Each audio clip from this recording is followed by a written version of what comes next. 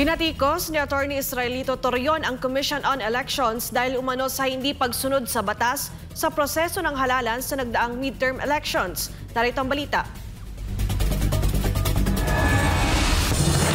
Binigyan diin ni Atty. Israelito Torion na hindi nasunod ang itinakdang proseso ng batas kaugnay sa halalan sa nagdaang midterm elections.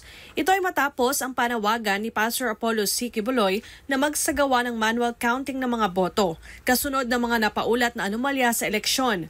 Ayon kay Atty. Torion, malinaw sa batas na dapat makita ng publiko ang aktwal na manual na pagbibilang ng mga boto at dapat itong tumugma sa resulta ng automated system.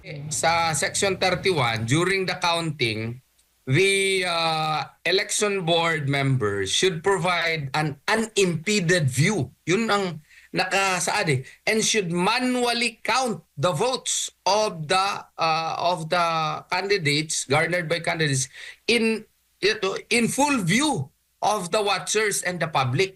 Ayon kay Atty. Torion, sa sistemang ipinatupad ng COMELEC, walang mekanismo upang matiyak kung tama ang nilalaman ng election returns. Sa sistema na ginawa nila, wala talaga tayong mechanism na ma-determine, no, na malaman kung yung nakalagay na election returns ay tama ba talaga. Wala. Bakit?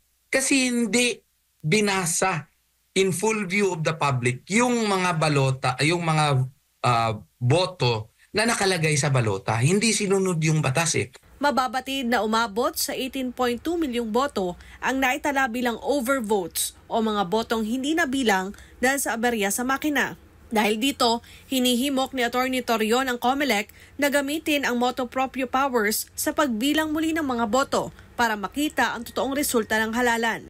The COMELEC can exercise its motu proprio powers na i-manual count, i-implementa natin yung batas, no? Makita talaga natin kung anong totoong resulta, no?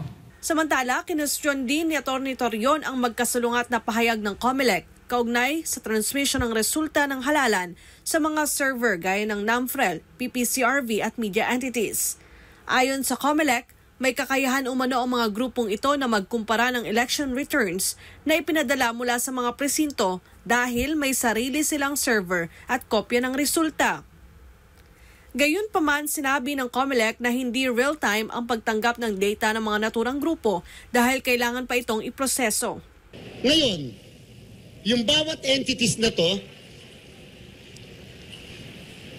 yung COMELEC, real-time kami.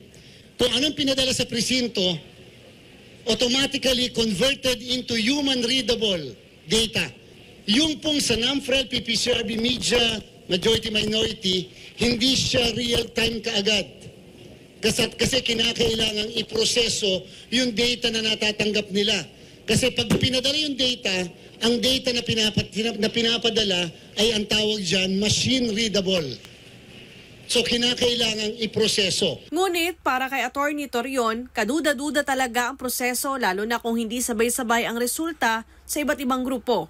Kaya't iginiit niyang kailangan ang masusing investigasyon upang mapanatili ang transparency ng halalan. Paano natin ma-determine kung tama ba ang resulta ng eleksyon? Kung iba-iba yung mga lumalabas na resulta doon sa PPCRV at saka NAMFREL at saka sa COMELEC.